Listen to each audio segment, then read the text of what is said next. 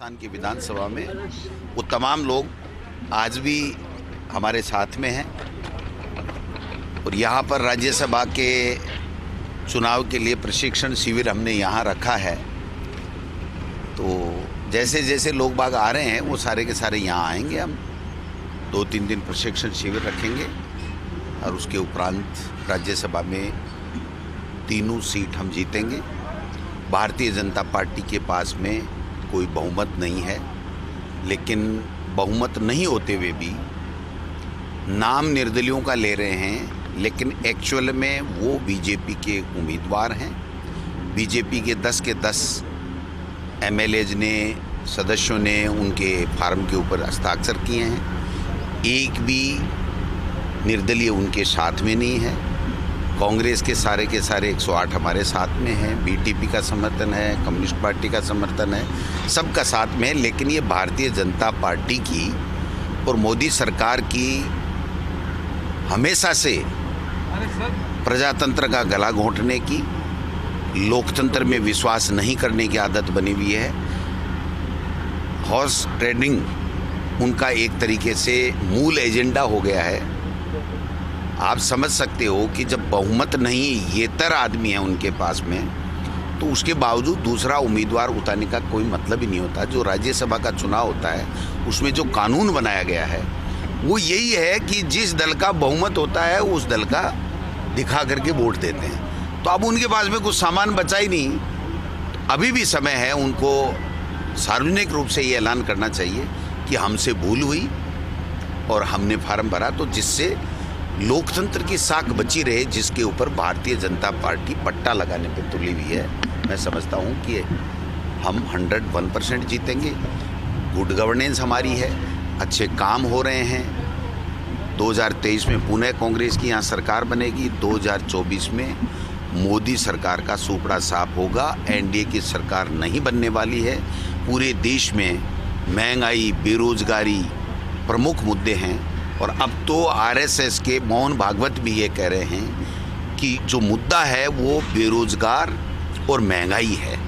तो रोजगार देने चाहिए, सेना की भर्ती निकालनी चाहिए, रेलवे में भर्ती निकालनी चाहिए, एसएससी में भर्ती निकालनी चाहिए, अन्य केंद्रीय जो विभाग हैं उनके अंदर नौकरियां बच्चों को देनी चाहिए और महंगाई के ऊपर काबू पाना चाहिए। महंगाई को कम करना चाहिए, उसके प्रयास होने चाहिए। बल्कि उल्टा हो ये रहा है कि जिन जिन राज्यों में चुनाव हैं वहाँ तोड़फोड़, लोकतंत्र का गला घोंटना, तानाशाही, हिटलरशाही, हॉर्स ट्रेडिंग, ये चीज़ें एक लेकर के भारतीय जनता पार्टी आ रही है जो देश के लिए खतरनाक है। सर, आपके कितने नाराज है विधायक अभी 126? हमारे तो कोई नाराज नहीं, खुल के बयानबाजी की जा रही है। कोई नाराज नहीं है। अपनी बात कहने का लोकतंत्र में सबको अधिकार है। कोई ये कहता है कि हमारे कम काम हुए तो कोई दिक्कत नहीं है। इसका मतलब ये नाराज़गी नहीं हो सकती है। घर परिवार में बैठ करके अगर कोई व्यक्ति कहता है कि साहब ये काम मेरा प्रायोरिटी में था, ये अभी हुआ नहीं, तो होंगे काम, करेंगे हम लोग। कहाँ दिक्कत आ रही है? बसपा के विधायक इस बार अलग थलग क्यों जा रहे हैं? बसपा है ही नहीं भाई, कांग्रेस है। कांग्रेस में मर्ज कर लिया। कांग्रेस में के हमारे माननीय सदस्य हैं, उनकी कोई भी बात सरकार के स्तर के ऊपर होगी तो माननीय मुख्यमंत्री जी बात कर रहे हैं। कोई दिक्कत वाली बात नहीं, हम सब साथ में हैं और तमाम लोग 3 राज्यसभा के प्रत्याशियों को जिता करके राज्यसभा में भेजेंगे। तरीके के बयान आते हैं, घोड़ा का बयान है, मलिंगा का बयान है, कहीं कोई परेशानी क्रिएट करता है? जब होली, दीपावली, त्यौहार होता है ना, तो थोड़ी बहुत नई ड्रेस पहनी जाती है। तो थोड़ी बहुत कोई बात मन में होती है, तो जब मौका होता है तो व्यक्ति अपनी बात कहना भी चाहता है। तो कोई दिक्कत नहीं, उसमें कहने में कोई गुरेज भी नहीं है। तो सुनने में और उसके समाधान करने में भी हमारी प्रायोरिटी होनी चाहिए और हम लोग ये प्रायोरिटी कर रहे हैं। मुख्यमंत्री जी हर व्यक्ति की बात सुन रहे हैं और सरकार में अगर उनकी कोई बात है तो उसका समाधान करेंगे। कहीं कोई दिक्कत वाली बात है? मुख्यमंत्री जी का शेड्यूल था आज आने का, अचानक कैंसिल हो गया। क्या नाराज विधायकों से? नहीं, कोई नाराज है ही नहीं। तो बातचीत का क्या है? वो तो एक मुख्यमंत्री जी हैं, 1000 काम होते हैं। कल आ जाएंगे। कल आप अचानक दिल्ली क्यों रवाना हो गए? उनका घर है, तो जाके आ जाएंगे, वापस आ जाएंगे। आपको तो आज बुलवा दें, आज को तो कल बुलवा दें। सब अंडर कंट्रोल है, सब राजी हैं। सब पुनिया जी कह के गए हैं कि डर नहीं होता तो जगह क्यों छोड़नी पड़ती। अब कौन? तो मान बताने वाले प्रताप की शरण ले रहे हैं। महाराणा प्रताप महान थे, हैं, उनकी गौरव गाथा, उनकी वीरता, उनका शौर्य किसे छुपा बनी, उनके नहीं थे वो। जगह किसने छोड़ी? जगह आपने छोड़ी, सतीश पूनिया जी ने और उसकी पार्टी ने, मोदी और अमित शाह ने छोड़ी कि भाजपा के 10 विधायकों ने निर्दलीय फार्म भराया। अगर उनमें दम होता तो भारतीय जनता पार्टी के सिंबल के ऊपर उनको फार्म चंद्रा को भराना चाहिए था। तो जगह राज्यसभा में किसने छोड़ी?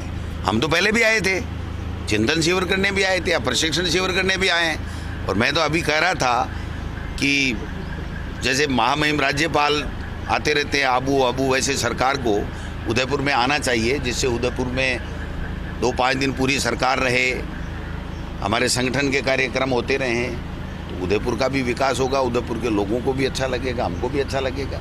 तो जगह उन्होंने छोड़ी है। मैं स्पष्ट रूप से कहना चाहता हूं कि भाजपा के 10 के 10 प्रस्तावक बन करके भाजपा का उम्मीदवार नहीं उतार करके निर्दलीय उम्मीदवार उतारा है, तो ये भारतीय जनता पार्टी की संकीर्ण मानसिकता को दर्शाता है और कुछ। ये स्वागत है आपका उदयपुर में। पहुंचा रहे तस्वीरें जरा देखिए, उदयपुर एयरपोर्ट से तस्वीरें हैं। PCC chief Govind Singh Dotasra Udaipur airport पहुंचे। यहां पहुंचने पर उन्होंने तीनों प्रत्याशियों की जीत का दावा किया है।